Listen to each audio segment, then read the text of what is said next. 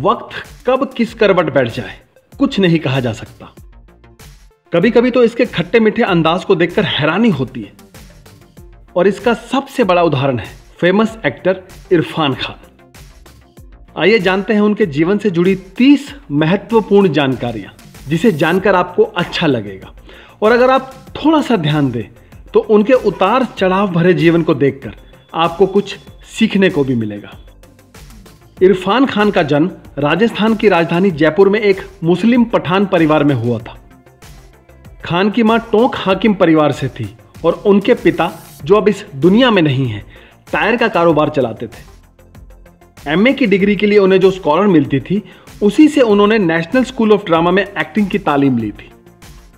80 के दशक में जब इरफान खान 11th में पढ़ते थे, तभी एक्टिंग की तरफ उनका झुकाव हुआ। पढ़ाई लिखाई में ज्यादा ध्यान था नहीं और एग्जाम के दिनों में 10-11 बजे स्कूल से छुट्टी हो जाती थी और स्कूल से छूटने के बाद सीधा फिल्म देखने चले जाते थे। उनके फेवरेट कलाकार थे दिलीप कुमार और नसीरुद्दीन शाह। फिल्म इंडस्ट्री में इरफान खान अभी तक लगभग 50 अवार्ड जीत चुके हैं और उनके परिवार के किसी भी सदस्य का बॉलीवुड से कोई लेना देना नहीं। जबकि मां चाहती थी कि इरफान खान पढ़ लिख कर कोई नौकरी कर ले या लेक्चरर बन जाए, और पिता चाहते थे कि इरफान खान कोई हुनर सीख लें जो जिंदगी भर उनके काम आए। इरफान खान ने एक्टिंग की दुनिया में कदम रखा झूठ बोलकर। उन्होंने अपनी मां से झूठ बोला कि मैं पढ़ने जा रहा हूं एक जगह पर और ये कॉलेज के बाद की पढ़ाई है, इसके बाद मैं लेक्चरर बन जाऊंगा। क्योंकि उनकी मां चाहती थी कि वो लेक्चरर बने और ये पढ़ाई थी नेशनल स्कूल ऑफ ड्रामा की। शर्मीले और शांत रहने वाले इरफान खान अपने दोस्तों को बताने से डरते थे कि मैं एक एक्टर बनना चाहता हूं। एक दिन इरफान खान ने अपने दोस्त को बता दिया और उससे वादा लिया कि तुम किसी को भी नहीं बताओगे और ना ही मेरा मजाक उड़ाओगे। लेकिन 2 दिनों के बाद ही उनके दोस्त ने उनका मजाक बनाना शुरू कर दिया। इरफान खान से कहते थे कि यार तू कैसे चलता है, कोई हीरो ऐसे चलता है क्या। इरफान खान अभी एनएसडी में अपने फाइनल ईयर में ही थे, तभी डायरेक्टर मीरा नायर ने इरफान खान की एक्टिंग की बहुत तारीफ सुनी और अपनी एक फिल्म सलाम बॉम्बे में लीड रोल के लिए अप्रोच किया था। खान की तो खुशी का ठिकाना ही नहीं था। इरफान खान को लगा कि मेरी एक्टिंग का कोर्स अभी पूरा भी नहीं हुआ और मेरे हाथ में इतना बड़ा प्रोजेक्ट आ गया। लेकिन किसी वजह से ये रोल उनके हाथ से निकल गया और वो रोल मिला नाना पाटेकर को। इरफान खान उस दिन बहुत रोए थे, लेकिन बाद में मीरा नायर ने इरफान खान का दिल रखने के लिए उन्हें एक छोटा सा रोल दिया, जो कि लगभग मुश्किल से 1.5 मिनट का था। इसी के साथ इस स्टार की एंट्री हुई बॉलीवुड में। उसके बाद सलाम बॉम्बे भारत की दूसरी ऐसी फिल्म बनी जिसे ऑस्कर में मदर इंडिया के बाद फॉरेन लैंग्वेज की कैटेगरी में नॉमिनेट किया गया था। जब इरफान खान की मां को पता चला कि एनएसडी में एडमिशन लेने के लिए उन्होंने झूठ बोला है, तब उनकी मां का स्टेटमेंट था कि अब तू नाचने गाने का काम करेगा। तो खान ने अपनी मां से कहा, मां मुझ पर भरोसा रखो, विश्वास रखो, मैं आपको कभी भी शर्मिंदा नहीं होने दूंगा। एक बार इरफान खान शादी से पहले अपनी पत्नी शुत्पा के साथ घूम रहे थे तो शुत्पा की चप्पल टूट गई। इरफान खान इतना परेशान हो गए कि उनकी टूटी हुई चप्पल जुड़वाने के लिए आधे घंटे तक कोबलर को ढूंढते रहे। उन्होंने एक काम और किया कि शुत्पा से दोनों चप्पलें ले ली और आधे घंटे के बाद उन्हें ध्यान आया कि तुम एक चप्पल पहन के तो चल सकती थी। ऐसा इसलिए हुआ क्योंकि वो परेशान हो गए थे। अपनी पत्नी से शुत्पा से बहुत प्यार करते थे। एनएसडी कंप्लीट करने के बाद इरफान खान ने रुख किया मुंबई का, जहां पर उन्होंने कई टेलीविजन सीरियल्स में काम किया। चाणक्य, भारत एक खोज, सारा जहां हमारा, बनेगी अपनी बात, चंद्रकांता, श्रीकांत और स्पर्श सहित कई टेलीविजन धारावाहिकों में अभिनय किया। लेकिन इरफान खान को असली पहचान मिली बनेगी अपनी बात से। इससे पहले इन्होंने दूरदर्शन पर लाल घास पर नीले घोड़े नामक एक टेलीप्ले में भी अभिनय किया था। स्टार प्लस पर एक सीरीज शुरू हुई थी डर, जिसमें इन्होंने साइको सीरियल किलर की भूमिका निभाई थी। इसके अलावा इन्होंने छोटे बड़े काफी सारे रोल किए थे।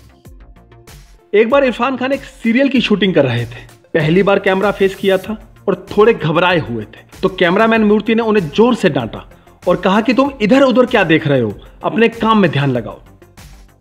और शाम को जब बारी आई पैसे देने की तो उनके आधे पैसे काट दिए गए, यह कहकर कि जिस तरह की एक्टिंग आपने की है उतने ही पैसे आपको मिलेंगे।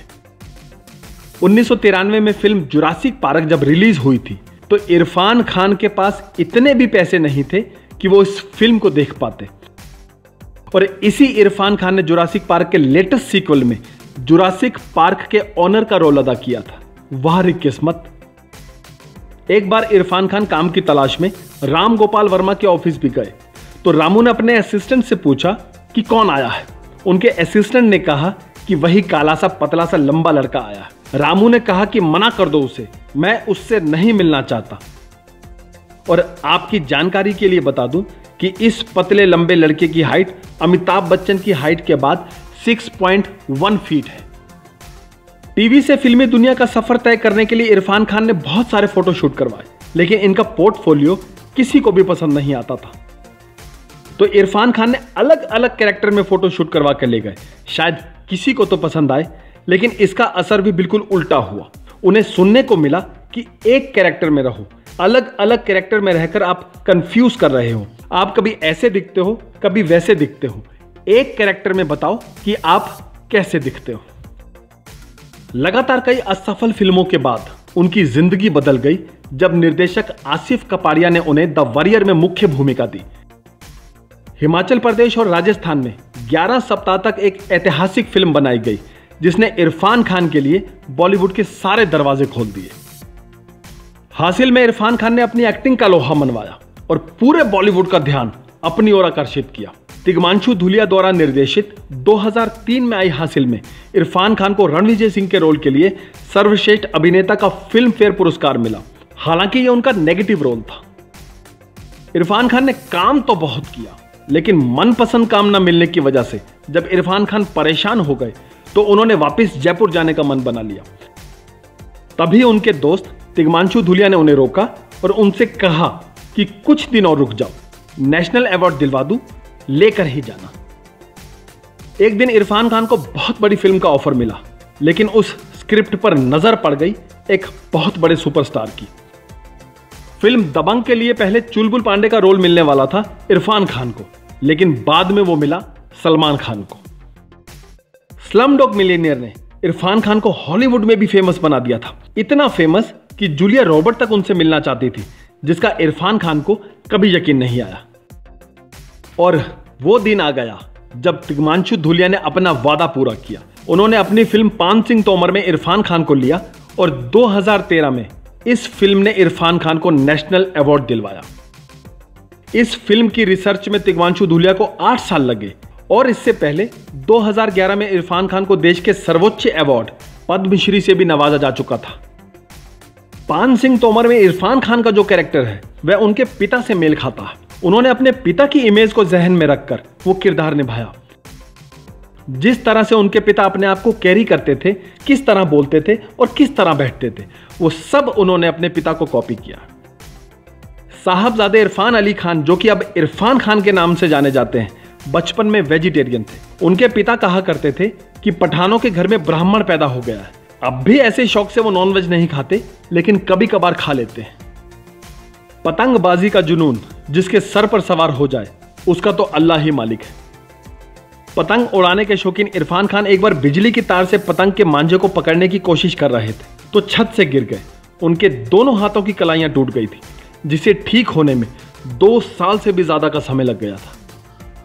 इरफान खान मिथुन से इंस्पायर हुए थे फिल्मों में आने से पहले। इरफान खान को लगता था कि उनकी शक्ल सूरत मिथुन चक्रवर्ती से मिलती है।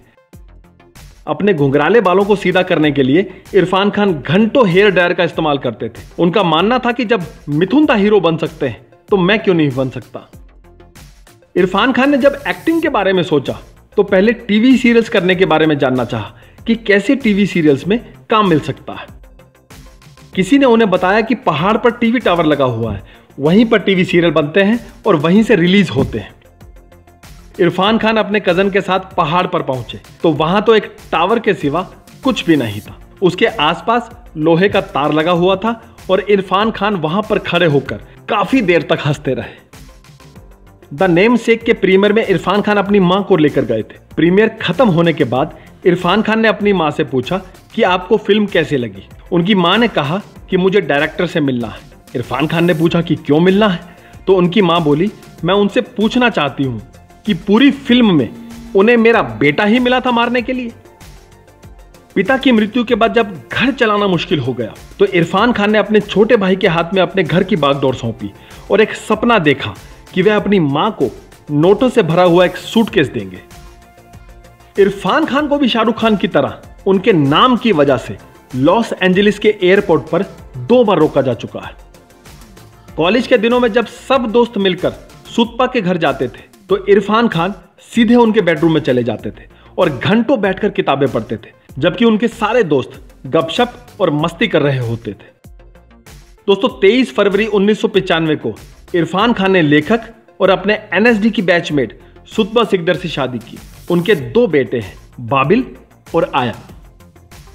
ये वीडियो बनाते बनाते इरफान खान का हाल ही में एक ट्वीट आया है। उन्होंने लिखा है कि कभी कभी आप जागते हैं और पाते हैं कि आपकी जिंदगी पूरी तरह से हिल चुकी है। बीते 15 दिन में मेरी जिंदगी अनिश्चितता की कहानी बन गई है। मुझे इसके बारे में अंदाजा भी नहीं था कि दुर्लभ कहानियों की तलाश करते करते मुझे एक दुर्लभ बीमारी मिल जाएगी। हालांकि मैंने कभी आशा का दामन नहीं छोड़ा है और हमेशा अपनी पसंद की लड़ाई लड़ी और हमेशा लड़ता रहूंगा। हम तो भगवान से इरफान खान के लिए यही प्रार्थना करते हैं कि इरफान खान हमेशा स्वस्थ रहे और खुश रहे।